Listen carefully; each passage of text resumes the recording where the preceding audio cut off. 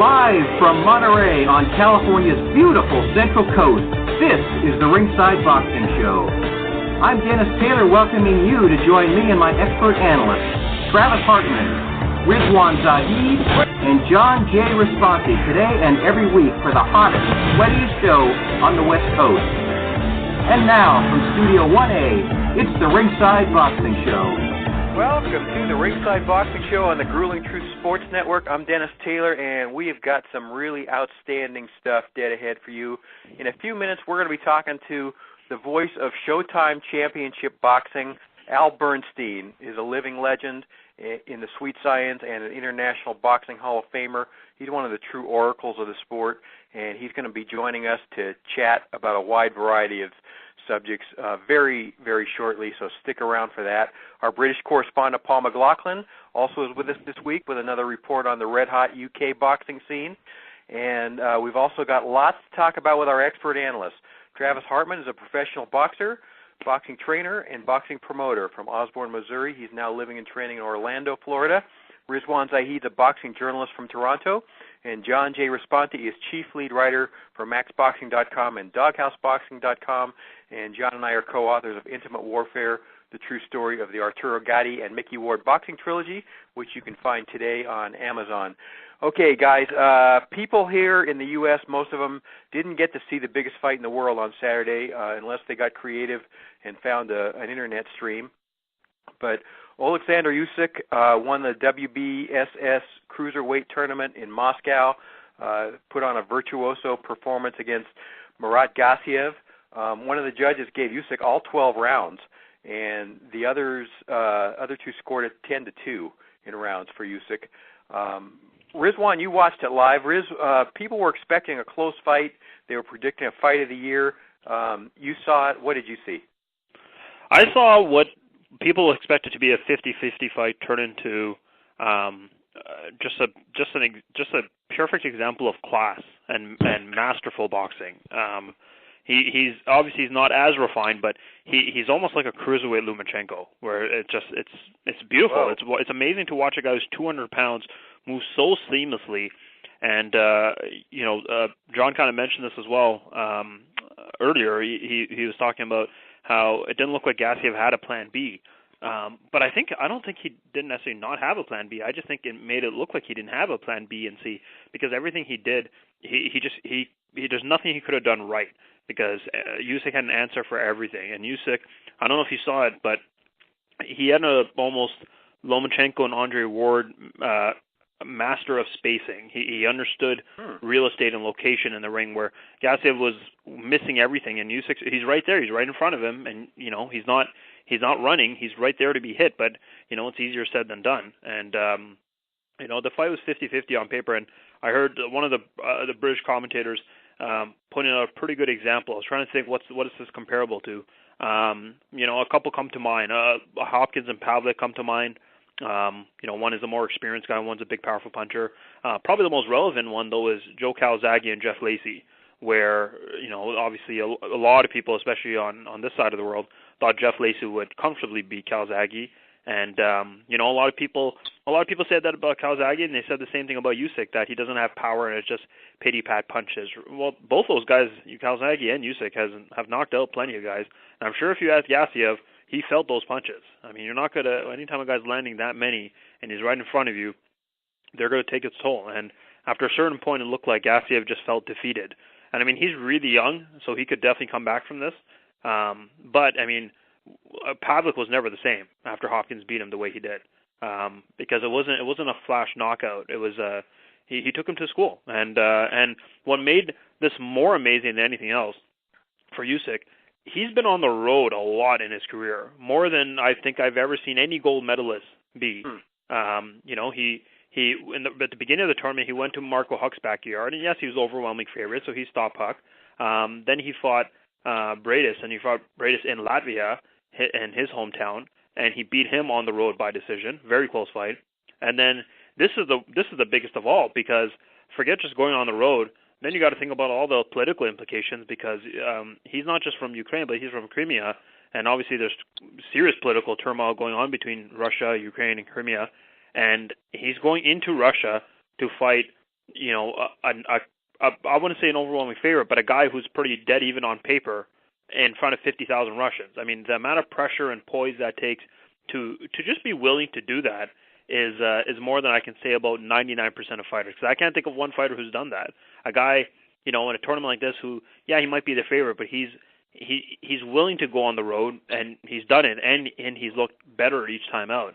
To me, he just gets better and better, and for a guy who's so refined as an amateur, it's amazing to watch him, beat the best guys.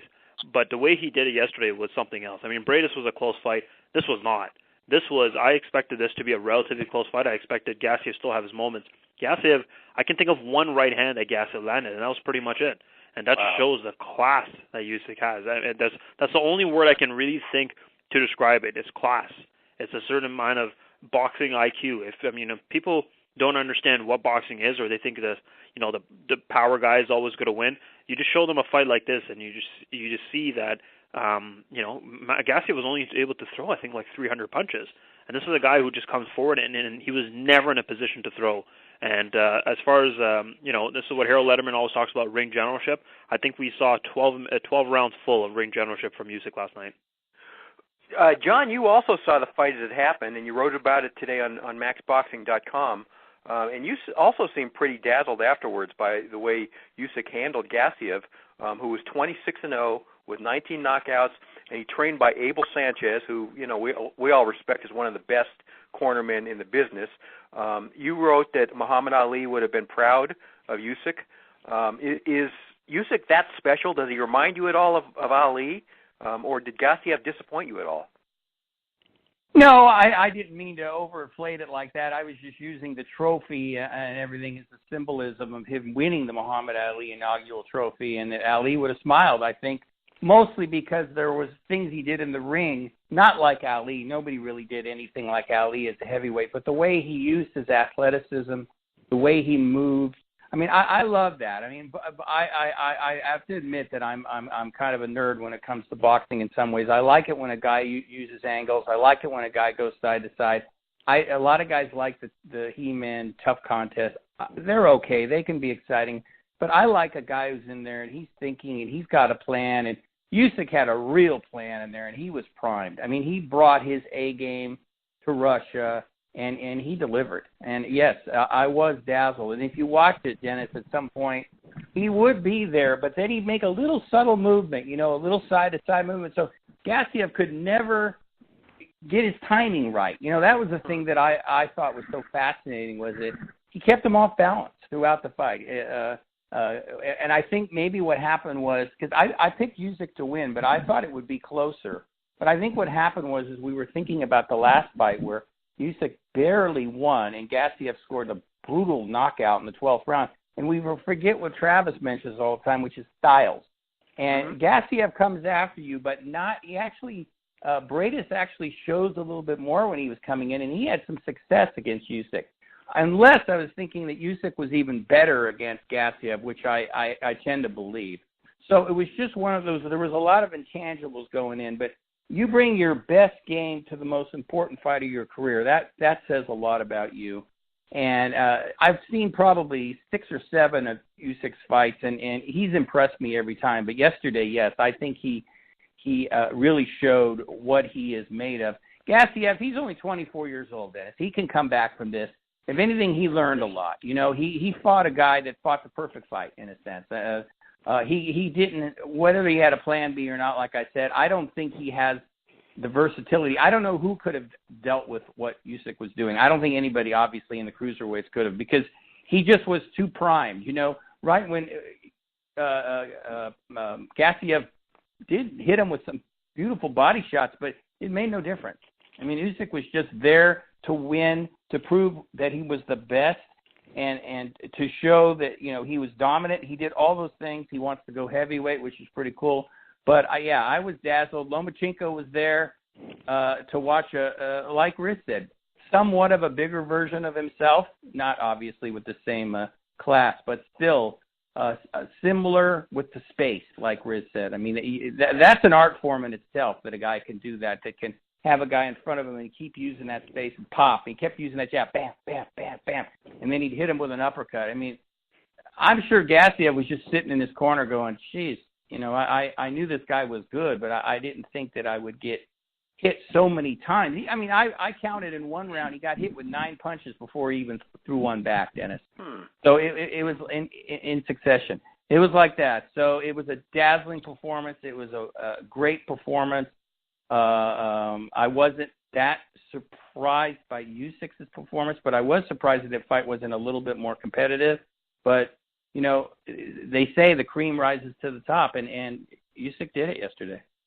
Well, Travis, you know, John just brought up something that I find really interesting, and that's that Usyk seems to be setting his sights on the heavyweight division. He immediately called out Tony Bellew, which seems to be a reasonable place to start if you're going to go to heavyweight. And he says he'll fight him at heavyweight if Bellew won't come down to 200 pounds. So what I'm wondering is if you think Usyk has the body type to compete successfully in the unlimited weight division, the way Evander Holyfield and Michael Spinks did. You know, those guys are rare. On the other hand, man, heavyweights have trouble with movement. They have trouble with guys who can move, and you're talking about a guy who can move here. Yeah, I mean, it's once you're cruiserweight, the next stop that they always go to. Nobody ever stays cruiserweight forever. I mean, that is your aspiration, is to be the heavyweight champion of the world. Nobody really grows up and says, hey, I want to be the cruiserweight champion of the world. I'm not saying that's not amazing, because that is amazing still to be a world champion, but people don't say I want to be cruiserweight champion of the world. They say I want to be a world heavyweight champion. So that's definitely his next stop. How will he do that? I'm not sure, because this is a different time. So when Evander Holyfield was coming up, guys weren't like as big as they are now. You know, Anthony Joshua's, you know, they're 6'6", 260 pounds, 270 pounds. Deontay Wilder's like, it is really a supersized heavyweight division these days. And I would say that's the past 10 to 15 years because of the Klitschko's as well. They kind of set that big tone. So will he be able to compete? I think Usyk 100% will be able to compete, just because he's a guy who's super talented, and the fact that he can move so well is gonna prolong his career in the heavyweight division, because he is that technical and he's that fluid with his movement. So I think the Bellew fight is an awesome fight, because Bellew was a cruiserweight as well, so that's the perfect first shot for him, like you said, Dennis. So I agree with that fight. I think it would be a great fight, but we can't ever really judge how Usyk will do against one of those supersized heavyweights until he's actually in there, because he hasn't taken a punch from a legit heavyweight yet, and I'm curious to see how he reacts to that. But he's so fast and his movement is so good that they might not ever touch him, to be honest, and that could be the definite speed. Definitely be his major strength in the heavyweight division. So who knows? I mean, this guy obviously can fight. This guy was a hell of an amateur. He's definitely putting on a show now. I mean, I know Riz, the way Riz talks about Usyk is, I mean, Riz is high on this guy, and probably for good reason. But in the heavyweight division, we'll see. I mean, we got guys like Deontay Wilder and Anthony Joshua who are just massive punchers. And Anthony Joshua, by all means, can punch and can move and is fast as well.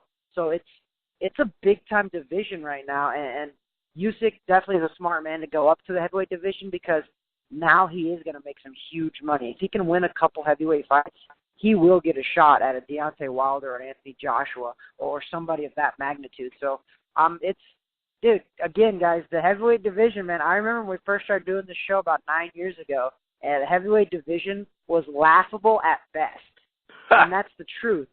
So nowadays, we just keep adding more talent to the heavyweight division with Usyk going up now. So it's an exciting time for boxing, and they always say, you know, where boxing goes is where the heavyweight division goes. And I mean, that could be kind of true, because boxing, I think, is at the most popular it's been in a really long time, and you would have to say that it has to be equated to a lot of the heavyweight division with Anthony Joshua and Deontay Wilder and all of those guys. So I'm excited to see Usyk and see what he can do, because it's just another talent in this ever deep heavyweight division, which is crazy that I said that. I never thought I would say that, guys, in 10 years, that the heavyweight division is kind of deep.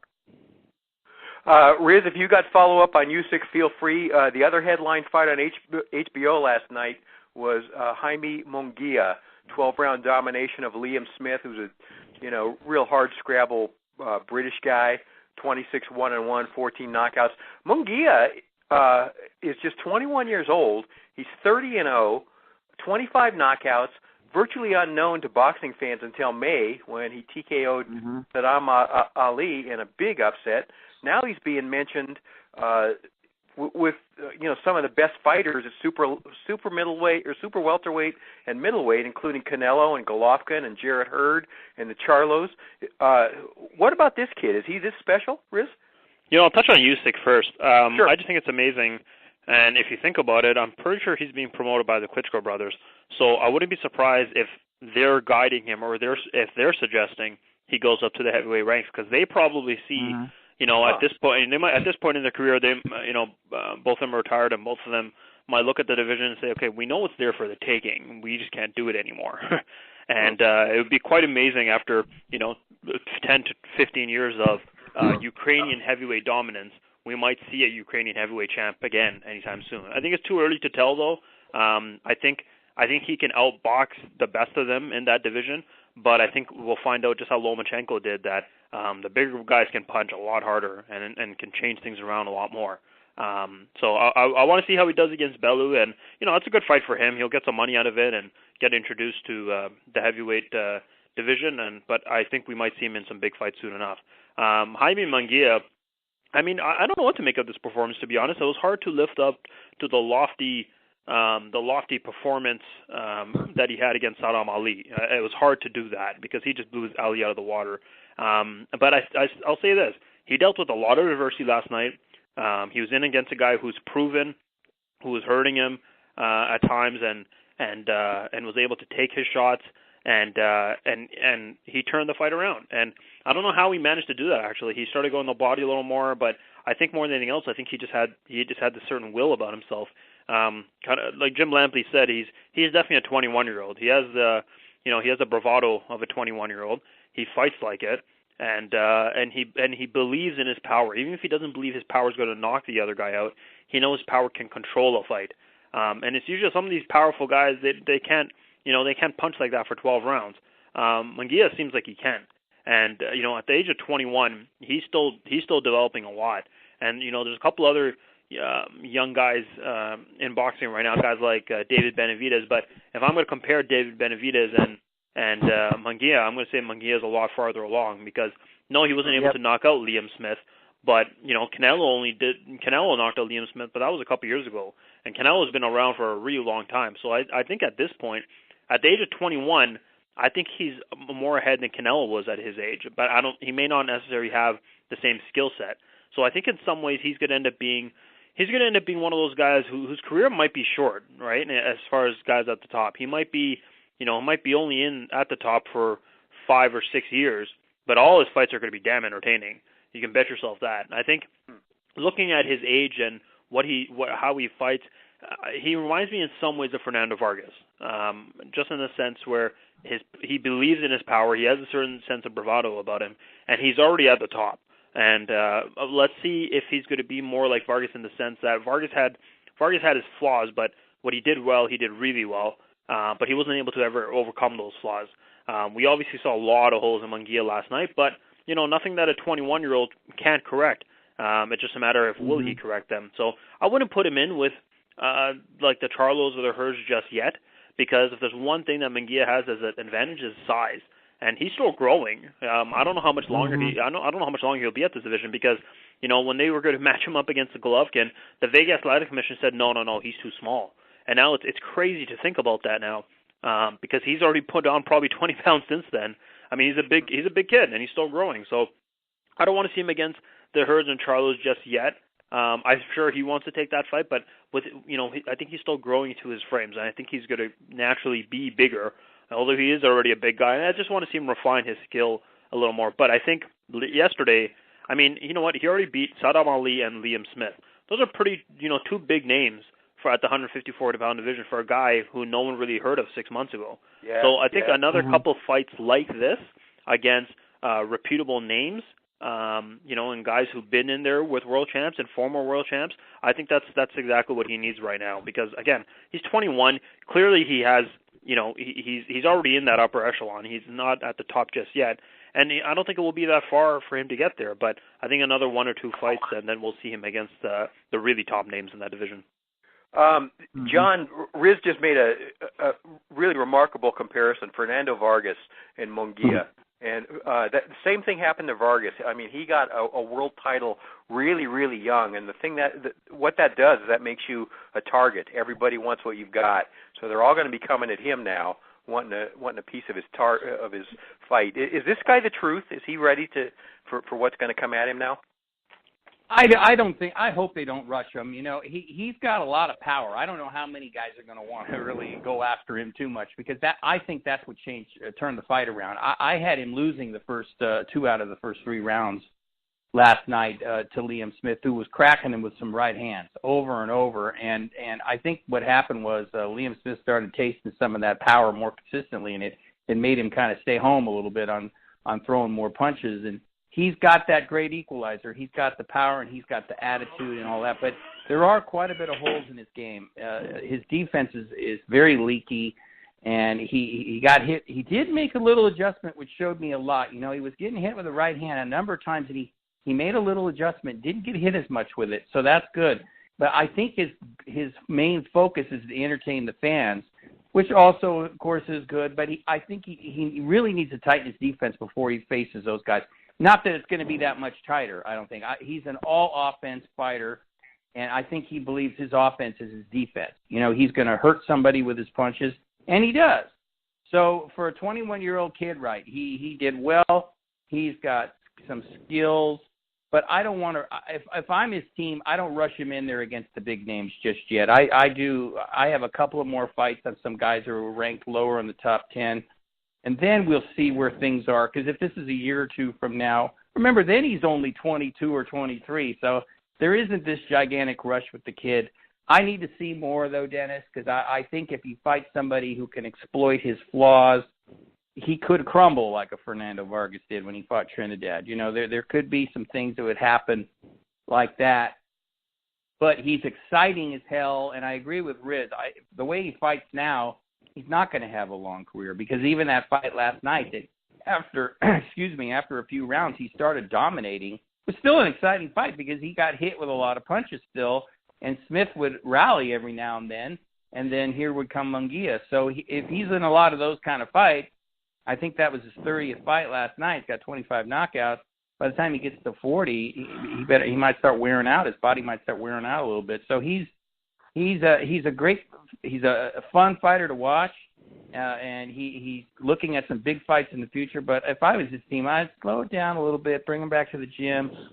Got a good trainer, work on some of those tendencies to walk into right hands and refine myself a little bit, and then go on from there. Take this as a real learning experience about what you need to improve on and go from there. If he does that, and he's dangerous, you know, because he punches so damn hard, and then that's always going to excite the masses. He's the home run hitter in there, and he's going for the fences all the time. So, fun fighter to watch, Dennis. Yeah, and you know what, Travis? That whole division that he's in and the one above him is full of guys who are just waiting to educate him. Number one. So I know you haven't seen Munguia fight. You didn't see him fight last night. So if you got something to say about him, feel free. But I also got a pivot for you, because my next question is I want to get your take on a fight that's coming up Saturday night on Showtime between WBC lightweight champ Mikey Garcia, who's 38-0 with 30 knockouts, and Robert Easter Jr., who's the IBF champ, 21-0, 15 knockouts. And, man, when you see the face-to-face photos of these guys, Easter absolutely towers over Mikey. He's 5'11". Yep. Mikey's 5'6". Easter's got a 76-inch reach. That's huge. Mikey's 68 inches. This reminds me of the way Paul Williams used to look when he was ruling that welterweight division at 6'1". What kind of challenge? I mean, you fought tall guys. Willie Nelson, for one, was tall. What kind of challenge is Easter going to present for Mikey? Is this one of those blindside upsets that we might not see coming? You know, I've actually heard a couple well-known boxers, former boxers that I know that are really good at picking fights, and some of them are actually picking Robert Easter to upset him. I'm not on that train yet, but I can tell you that 100%. That type of height difference is a major factor. I thought Willie Nelson was 6'4". I'm 5'10.5", 5'11", and his 6'4", and he wasn't just a normal 6'4", he was like a toothpick 6'4", and his arms were, he could probably stand there and touch a basketball rim on a 10-foot goal. That's like how long his arms were. And I can tell you for a fact that changes your style for sure, especially because Mikey likes to counterpunch a lot too. Mikey likes to lay back a little bit. So he's going to have to really bring his A game, and he's going to have to really have his spacing and his timing on point. And for the most part, guys, Mikey Garcia has always been one of those textbook fighters he's got everything down. He's a very sound fighter. He's very smooth. He does everything correct. There's no shortcuts with that guy's game. However, I see it playing out to be a very difficult fight for Mikey Garcia. I think Mikey Garcia is going to win this fight, but I don't know that it's going to be a pretty win. And at the end of the day, a W is a W and you move on. But more kudos to a guy like Mikey Garcia for taking this fight. This is a fight that nobody probably would have taken. In his stature, he could have easily never fought Robert Easter, and nobody probably would have said a word, to be 100% honest. Robert Easter wasn't knocking down the door of major television networks to fight. So Mikey Garcia, the fact that he's taking this fight, much respect to him. That's an old-school type of fighter. That's the type of fighters that keep boxing around and keep boxing relevant for a long time. The type of fighters that will fight anybody, anywhere, anytime. They don't care about styles. They don't care about matchups. They just want to fight. And that's Mikey Garcia right now, and I give him props for that. I'm going to pick him to win the decision here, but I think it has the makings to be a very ugly fight. But I just think that early on it'll be tough, but I think Mikey will figure him out, and Mikey will get to him.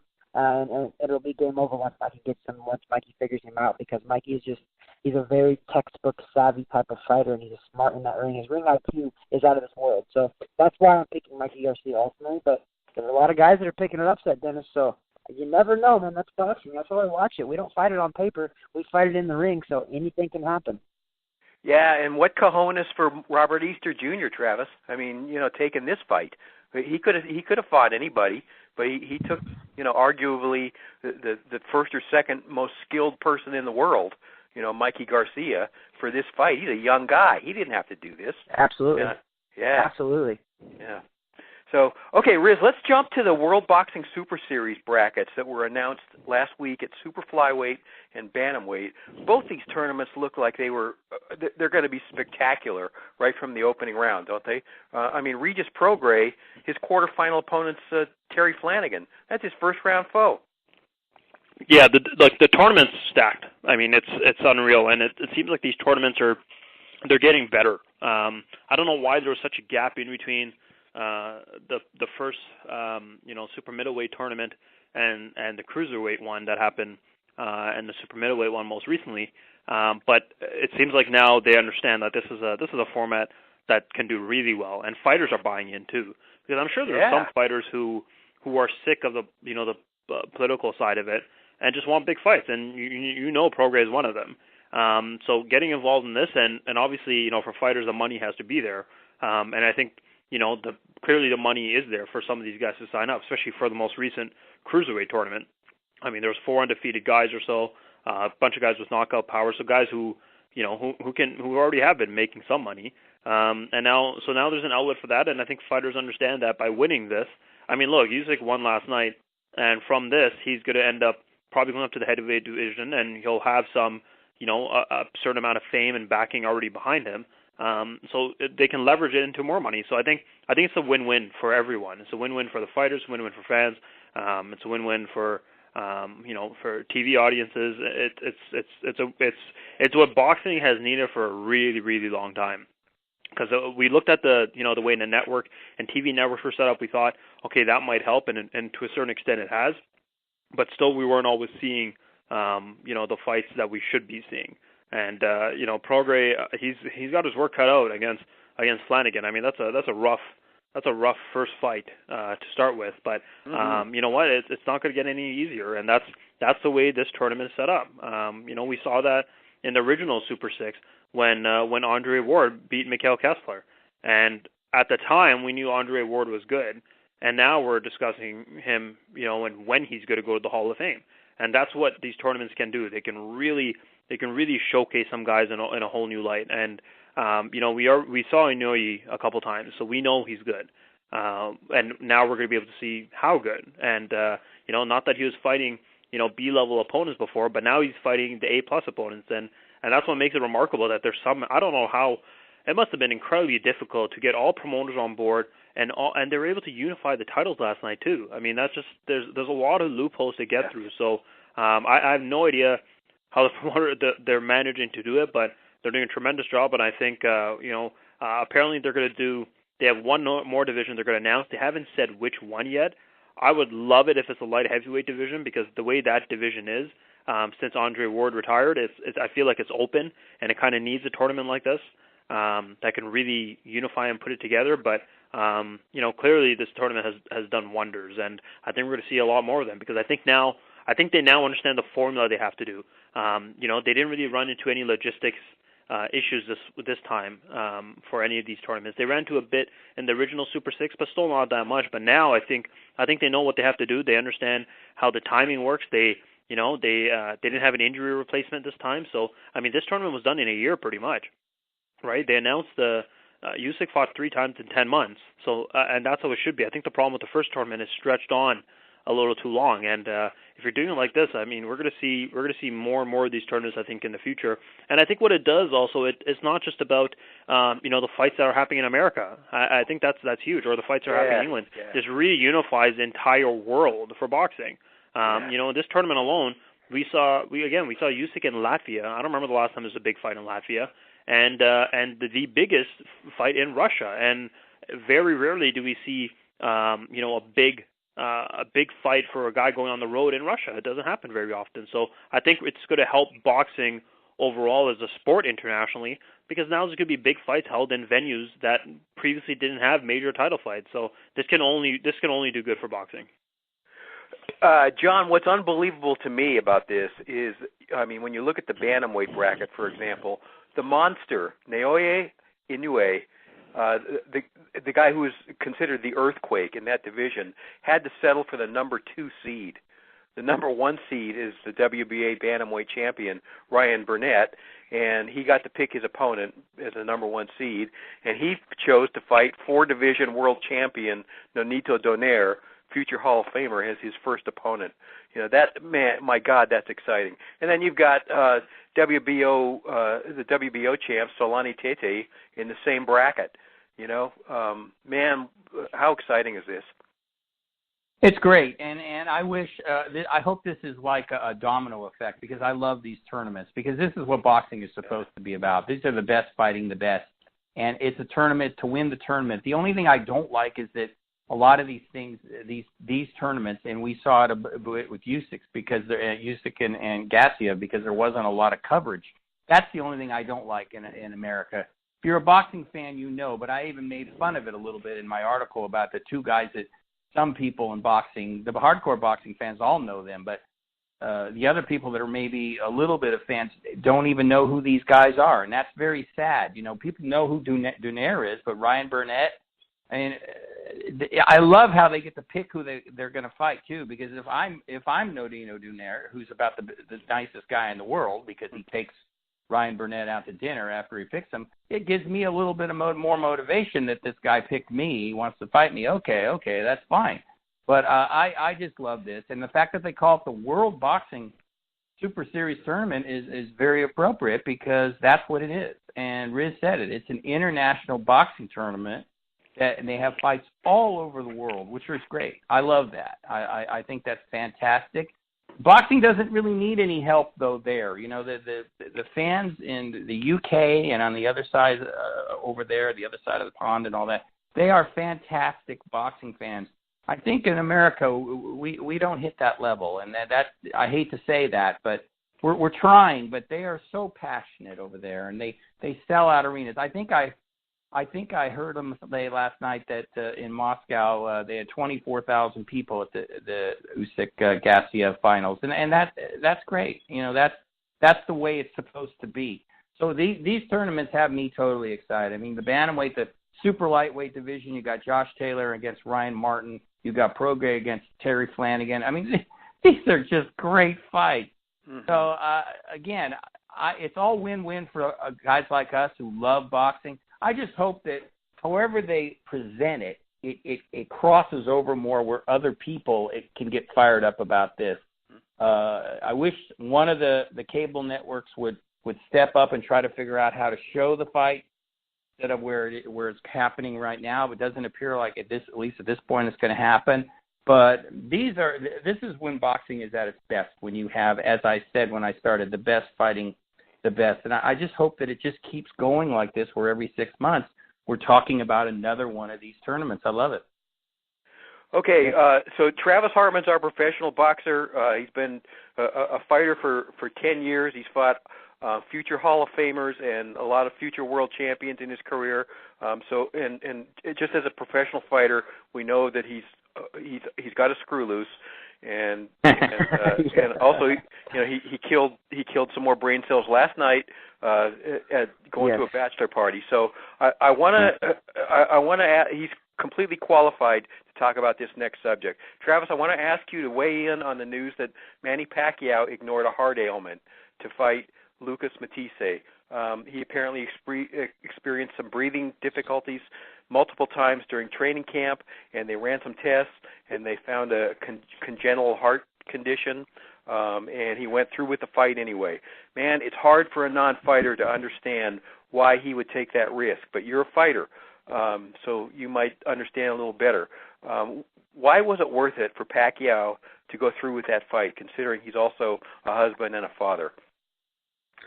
Yeah, I mean, you're so right, and I'm going to allow the comment just because it's true. We have a screw loose. I mean, we chose to participate in a sport where the other guys come to try to knock our head off. I mean, there's nothing very intelligent and intellectual about choosing a sport to do that. However, with that being said, we're a different breed of an athlete because we do want to go to battle and do things like that. And sometimes, not sometimes, I would say 99.9% of the time in boxing, because of how brutal of a sport it can be, we got to have people around us that can pull us back sometimes, that can put the little choke chain on us and yank it a little bit, because we don't know any gear but forward. And I know where Manny's coming from. I mean, Manny, he made an obligation, he made a commitment, and I believe financially Manny probably had a lot on the line here because he was promoting this under his NP Promotions, his promotional company. This wasn't a top-ranked fight. So I think it was more than just the mental aspect of a boxer, because, of course, as boxers, we always want to fight. That's 100% known. But I also think that that's why Manny went through with it, is because he is a family man. He does have a wife. He does have many kids now. And I think that was his financial commitment, that he committed to do that. He didn't want to call that off, because if he would have called that off, I believe he would have lost a lot of money. So sadly, I think the reason he went through with it was more financially than anything, to be completely honest, because I'm also on the promoting side, so I know what not a promotion that massive. I'm not going to speak on that. I can't tell you exactly on stuff like that, but I have promoted a show, so I know the financial commitment to promoting your own show it's very stressful. So I would say Manny followed through with that more because of his financial backing more than his actual boxer mentality, if that makes sense. I think that he obviously wants to always fight. That's Manny Pacquiao. I mean, you guys, have we ever seen Manny Pacquiao in a non-exciting fight? No. I couldn't even tell you one of his fights that weren't exciting. So Manny has one gear, and that's forward, and that's just a go, go, go. But he's coming to the end of his career, guys. Thank God that he was just fighting Lucas Matthysse, who we all can agree has faded even beyond Manny Pacquiao status. So I hope that a guy like Manny Pacquiao doesn't put his health at risk again going forward, because if he does something like he did against Lucas Matthysse, if he does that against another guy like Terrence Crawford or somebody like that, guys, we're going to be talking about some serious damage to Manny Pacquiao because of a guy like Terrence Crawford. Terrence Crawford can hurt Manny Pacquiao even when Manny Pacquiao is completely healthy. But if Manny Pacquiao goes into a Terrence Crawford fight with any kind of heart ailment, any kind of sickness, any kind of illness, anything at all, guys, he will be seriously hurt. And as a fighter myself, I don't want to say the extreme, but we're all thinking it could possibly happen to Manny Pacquiao. And I don't want to say it, just like Chris said,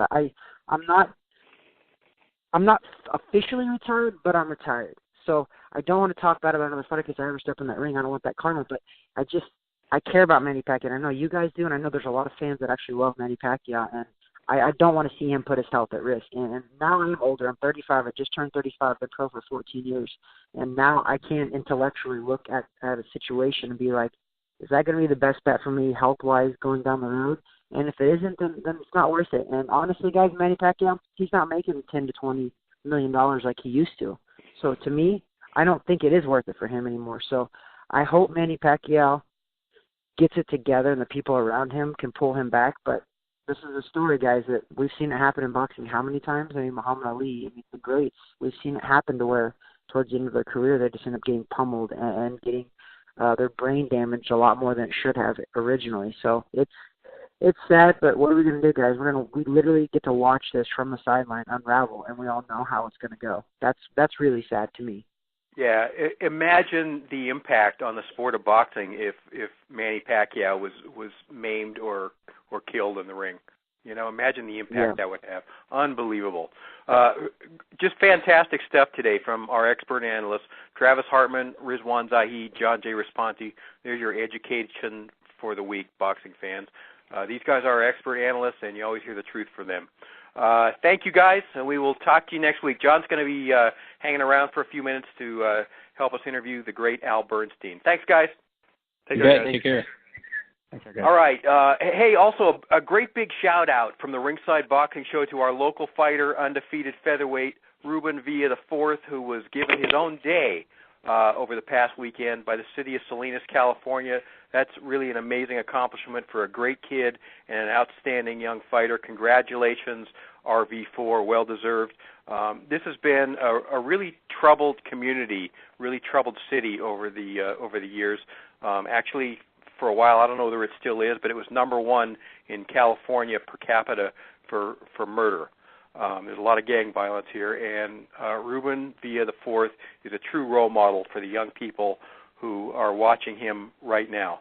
Paul McLaughlin is up next to tell us what's been going on in the UK, and the great Al Bernstein is standing by, so stay with us, and we will be right back. You're listening to the Ringside Boxing Show, the hottest, sweatiest show on West Coast Radio. I'm Dennis Taylor, co-author of the Amazon bestseller Intimate Warfare, the true story of the Arturo Gatti and Mickey Ward boxing trilogy. You know, writing this book was a labor of love for John J. Raspanti and myself. We enjoyed every minute of the process and considered it a privilege to tell the tale of one of the most electrifying boxing trilogies in the history of this sport. Intimate Warfare traces the collision course of Arturo Gatti and Mickey Ward from their earliest days through their three epic fights, as well as the aftermath of this great rivalry, which culminated in one of the greatest friendships in boxing. Intimate Warfare has received a 4.5-star rating from readers and was endorsed by Hall of Famers Harold Letterman and Joe Cortez and two-time Trainer of the Year Virgil Hunter. Our foreword was written by Ray Boom Boom Mancini, another one of the greatest blood and guts fighters of our time. Get your copy today at Amazon.com.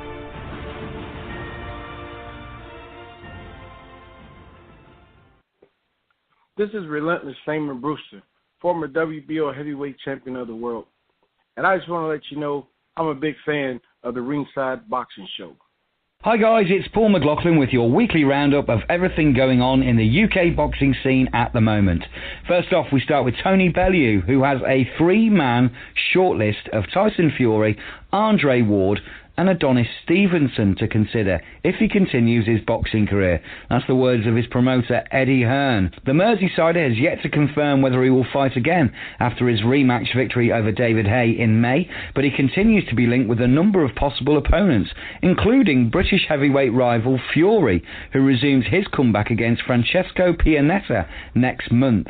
Matchroom boxing boss Hearn insists the Bellew-Fury fight is unlikely to take place in the near future, although he suggested former light heavyweight King Ward could be tempted out of retirement. However, Bellew himself has spoken about fighting either Oleksandr Usyk or Murat Gassiev. It has to be a fight where everybody writes me off again. It has to be a fight where it appeals to the general public. I just don't see the point in fighting somebody. And listen, the winner of the WBSS, it all comes down to the simple thing of, if it makes financial sense, then I want to do it. But ultimately, you know, there is no point in me saying I want the winner of the WBSS or I'm going to fight Tyson Fury, and one pays 5 times more than the other. Let's just be realistic, and I'm being as honest as I possibly can. I would love the winner of the WBSS, but if it pays 1/5 of what it does to fight somebody else, then it's not realistically going to happen. He seems to think he might get a better payday with Fury, though. But Fury, on the other hand, has no desire to fight Bellew. Well, not in a ring, anyway. But what am I gaining through beating him? Am I gaining anything at all? He's a smaller guy. People expect me to win anyway. He got knocked out by light heavyweight.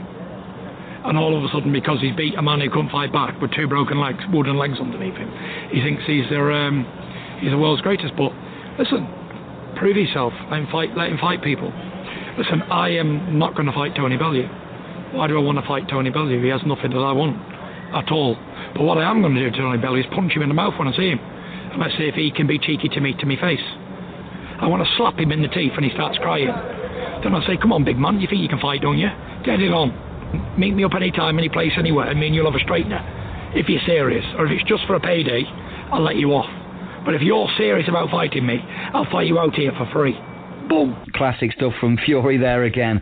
And finally, Dillian Whyte has lambasted Joseph Parker's performance against Anthony Joshua as cowardly. Joshua has defeated both men and most recently was taken the distance for the first time by former WBO heavyweight champion Parker. Whyte claims that Parker should have gone all out when he met Joshua and missed his chance. AJ himself has given us his prediction for next week's huge fight. If you ask me who I'm backing, I'm going with Dylan. And I'm going by knockout as well. And what it is, I feel like Dylan ain't got nothing to lose. He's been screaming out world champion, saying I want to fight here, I want to fight there, and I feel that he wants to prove himself, you know. And Parker's strong, Parker can take a shot, but I feel like in my fight he was on the back foot, you know, and I boxed clever because I'm trying to set up the big fight with Wilder, so I wanted to box clever so I can secure the next one without taking no risk. But I feel like Dylan hasn't got nothing to lose, everything to gain, so he's going to go in there guns blazing and try and knock out Parker ASAP so he can secure the win and get that world title shot.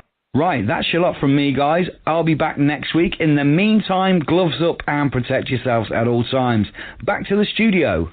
Thank you, Paul McLaughlin. Much appreciated. Great stuff as always. The great boxing analyst, Hall of Famer Al Bernstein, is up in 1 more minute. Do not touch that dial. Oh boy, is this great!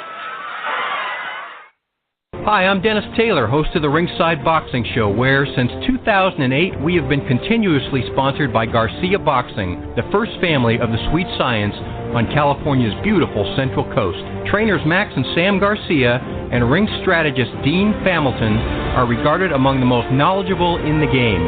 And Kathy Garcia, who manages all Garcia boxing fighters, is renowned for her integrity and career guidance, having taken 2 boxers to #1 world rankings. Together they comprise one of the most respected teams in the sport. Learn more by calling 831-261-3214 or send them an email at garciaboxing25@aol.com. Welcome back to the Ringside Boxing Show on the Grueling Truth Sports Network. I'm Dennis Taylor with John J. Raspanti, and we are excited today to reconnect with International Boxing Hall of Famer Al Bernstein, boxing analyst for Showtime Network. Al also hosts Boxing Channel TV on the Internet, where you're going to find all kinds of interesting and unique boxing content every day. Al, we don't have a lot of time with you today because you got some other business to attend to, but it's great catching up with you again today. How's life in Vegas? Good. Everything's good out here. A little hot, as it always is, but other than that, it's good. Good. Okay, cool. Well, John and I thought, since our time's limited, that it might be fun to just kind of shoot you some lightning round type questions. And don't feel obligated to give us short answers, but it'll be kind of rapid fire. And so here goes, okay? What do you consider the most exciting weight division in boxing right now, and why? That's a good question. There are a bunch that are good, and obviously 147 is a terrific weight class. 154 is excellent. You've got the potential for Charlo Hurd at 154, which I think would be a super fight. And then there's a bunch of people down below them that are excellent fighters as well. Even men that have lost, like J. Rock Williams and Erickson Lubin and people of that ilk.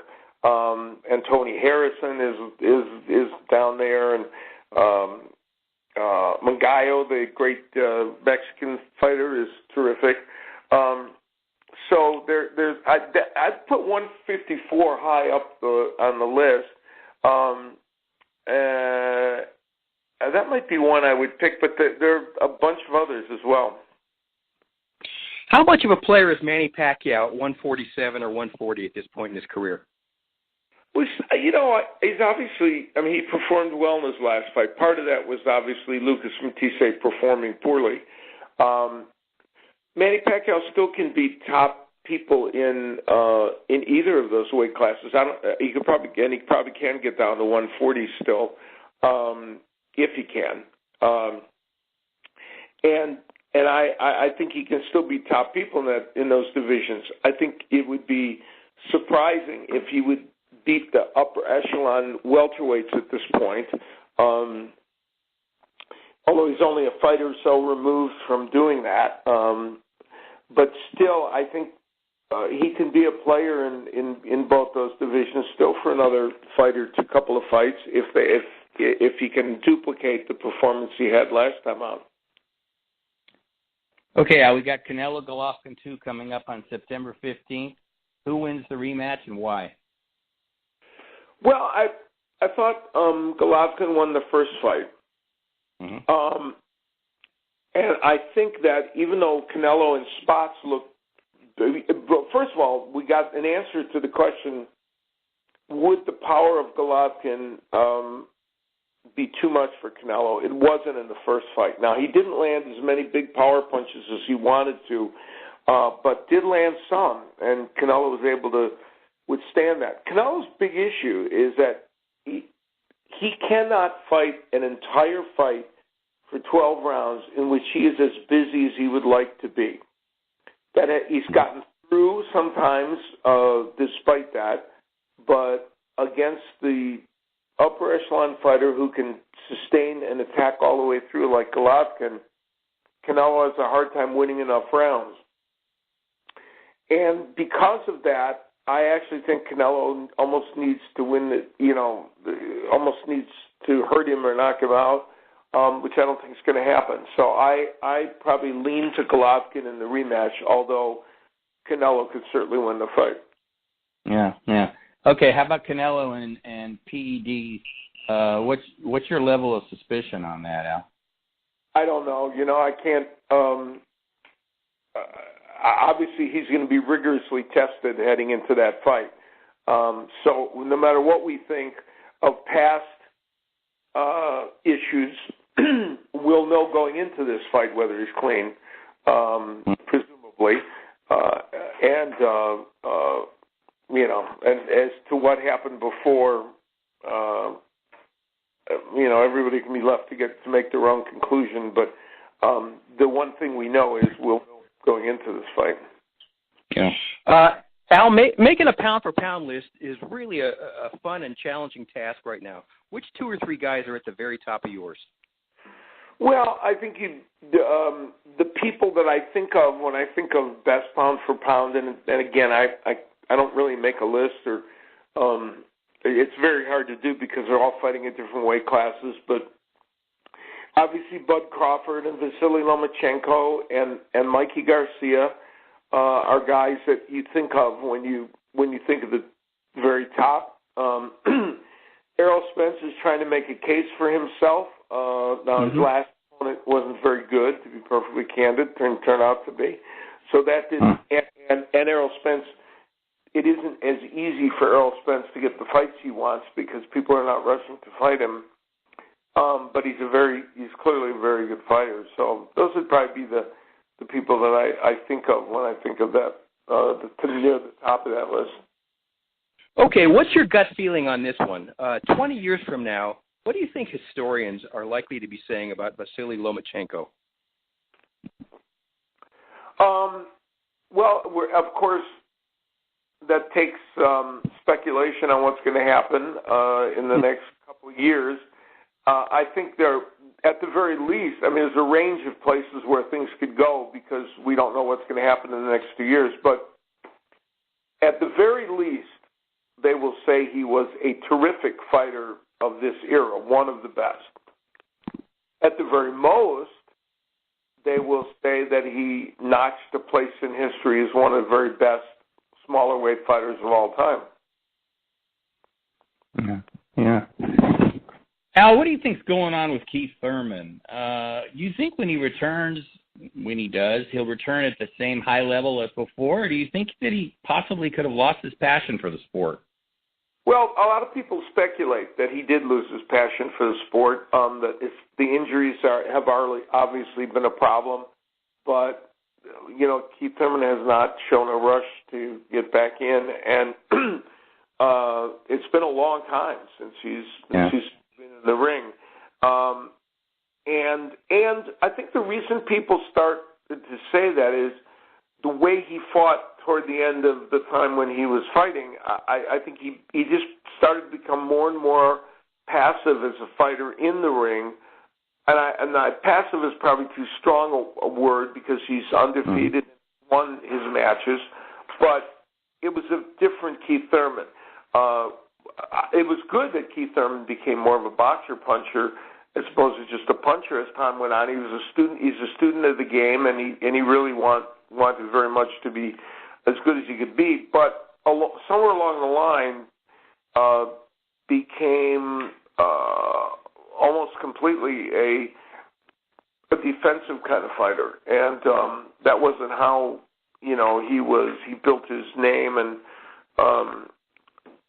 also it starts to put you in jeopardy of ultimately losing when you do that. So it remains to be seen what we're going to see from Keith Thurman.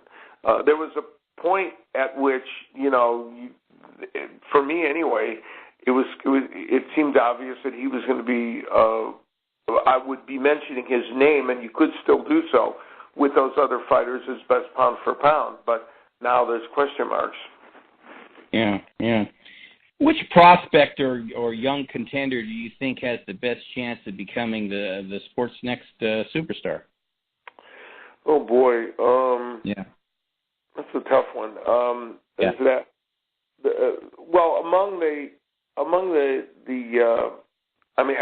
superstar is an elusive kind of a thing too, because there are only, if you think of it, there isn't. You could almost make the case there's no superstar right now in boxing. There are stars. Anthony Joshua qualifies as a superstar because he can fill 90,000 seat stadiums and do huge pay-per-views, but even he in the United States still isn't as known as he would like to be. So it's hard to tell. It's a very tricky proposition. You almost have to say which champion could become a superstar. And one of the people that I think I still believe in Mikey Garcia. I actually think Mikey Garcia can have major fights over the next 3 years and fight often. He could be a guy that maybe breaks through the ceiling a little bit. Yeah. This is the Ringside Boxing Show from Monterey, California. I'm Dennis Taylor with John J. Raspanti. We're talking to Hall of Famer Al Bernstein. Al, how much of a threat is Povetkin to Anthony Joshua, considering he's almost 39 and he's going to have a hard time getting away with using PEDs this time around if in fact he's been using them in the past?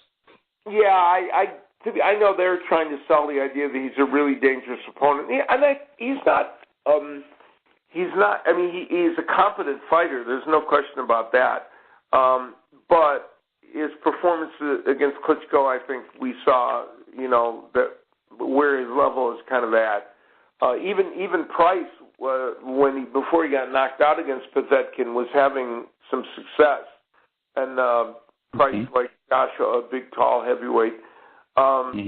I don't think Povetkin's going to get that much done in that fight. And I think Anthony Joshua is really motivated because he couldn't win his last fight by knockout. I think he's going to be really motivated for this fight. So I feel like Povetkin, while he certainly has some opportunity to do well in this fight. I just don't see him doing that well.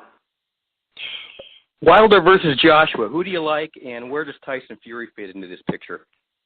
Well, I don't. Yeah, I making a prediction on that fight's a tricky one, and I might end up announcing it, so I'll probably hold off on that. But okay. I think Joshua will go in the favorite,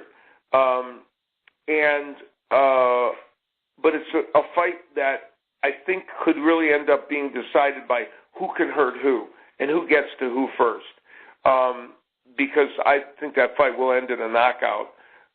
Both men have shown themselves to be vulnerable in recent fights, and yet both men showed amazing grit in getting through their trials by fire. Joshua against Klitschko and Wilder against Ortiz, and so we've seen that from both men. So I think it's going to be a question of who gets to who first. But I do think Joshua will go in the favorite. Tyson Fury is. It's interesting, he's got fights set to these tune-up fights to try and work his way back. Obviously, the first fight didn't really show us anything because it was,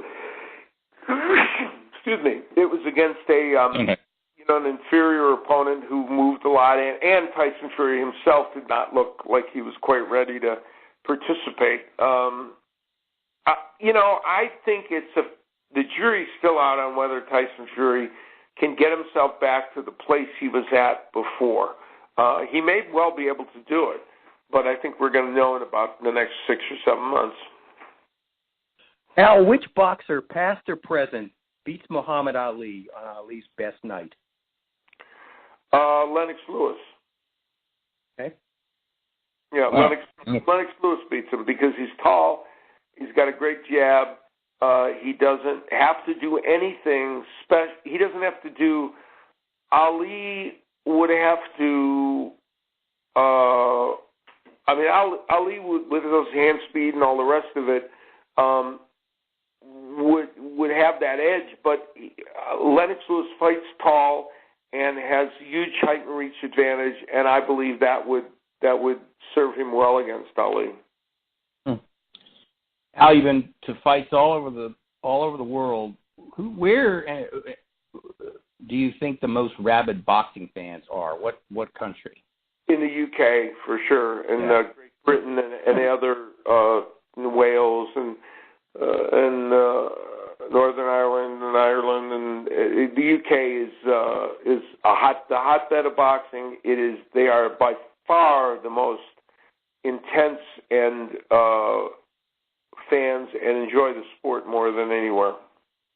Wow, completely agree. Yeah. How about your favorite arena to broadcast a fight, to watch it and to commentate? Well, going back again to England, some of the most exciting fights I've done have been in the Manchester arena. They fill it up and it. The noise reverberates in there. Now, my favorite place probably ever to do a fight, maybe overall, was the outdoor live setting at Caesar's Palace back in the day. Yeah. I did so many of those fights involving the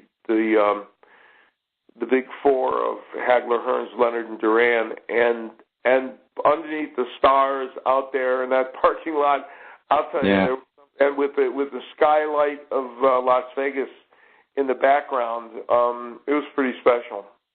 Yeah. All right, 2 more questions for Al Bernstein on the Ringside Boxing Show today.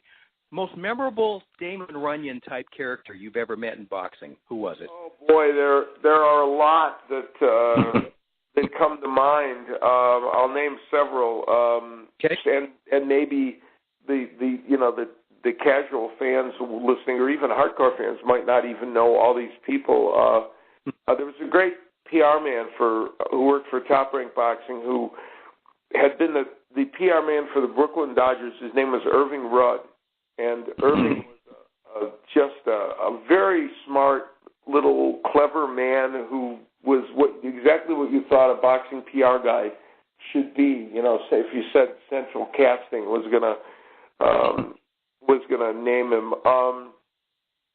Other characters that I've encountered along the way. I'm thinking here.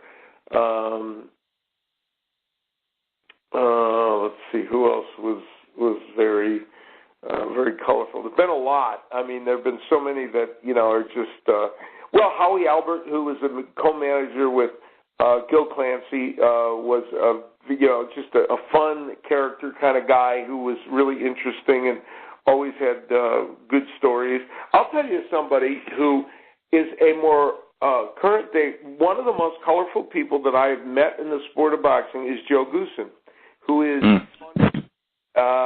very funny, very, very funny, and has an offbeat sense of humor, and always brings something with him to an encounter when you're going to see him at the at a press conference or whatever. And it's never phony. It's all just him. Okay, last one for you. Potential matchup you'd most like to see maybe in the next year. One of the ones I really, really want to see is Jermell Charlo and Jarrett Hurd. And that probably will happen. Hurd, of course, is injured, and he wants one fight in between now to make sure he's solid for Charlo. But I think that fight will happen, and it's one that that I really want to see. Obviously, the other one is Wilder and Joshua. We all want to see that. I was more optimistic about that happening. I actually was even optimistic about it happening this year. But as time goes on and there's more and more public posturing, you tend to get less confident of it. But that one has the potential to become the Lennox Lewis Riddick Bowe fight of this era. A fight that unfortunately never happened. I hope that's not the case, but those are two fights that I really want to see. I also would like to see, the fight I really, really, really, really want to see is Mikey Garcia and Vasily Lomachenko. Yeah. That would be a great. What took you so long to get to that one? I just think that would be. Anybody that likes the sport of boxing would be fascinated with that fight because you have these two amazingly skilled technicians who also are action fighters. Mikey Garcia used to be criticized for a style that maybe didn't create as much excitement, but he's changed himself. And Lomachenko certainly is very active. That would be, to me, that would be quite a fight. Fantastic. Al Bernstein, hey, you got a busy day, and we're very appreciative that you gave part of it to us today on the Ringside Boxing Show. Great to talk to you again, my friend, and we'll look forward to seeing you again soon on Showtime. All righty. Always good to visit with you guys. And next up, we're going to have Mikey Garcia and Robert Easter, so it should be a lot of fun. Cannot wait. Thanks, Al. Al Bernstein, the great Al Bernstein on the Ringside Boxing Show. Thank you, Al. All righty. Thank you. Hey, do you like this show? Do us a solid and tell other boxing fans about us. Post Ringside Boxing Show on your social media sites and help us grow. Also, don't forget to check out the #1 website in the world for daily boxing news. We update RingsideBoxingShow.com 365 days a year with the biggest headlines and the very hottest stories. This should be your first stop every day. This might be the only place you need to go for your boxing fix. RingsideBoxingShow.com. Check it out right now. That's going to do it for us today on the Ringside Boxing Show. Thanks, as always, to our expert analyst, Travis Hartman, Rizwaan Zahid, and my partner here, John J. Raspanti, as well as our British correspondent, Paul McLaughlin. And another big thanks to Hall of Famer Al Bernstein. Always great stuff from him. And, of course, thanks to you, Ringside Nation, for being a part of our worldwide audience again today. I'm Dennis Taylor. Keep your chin tucked, and we'll talk to you again next week on the Ringside Boxing Show. Well, it's a great day for me to whoop somebody's ass. It's a bad day, so you better get off of my back. You might get cold cocked if you cross my path. It's a great day for me to whoop somebody's ass.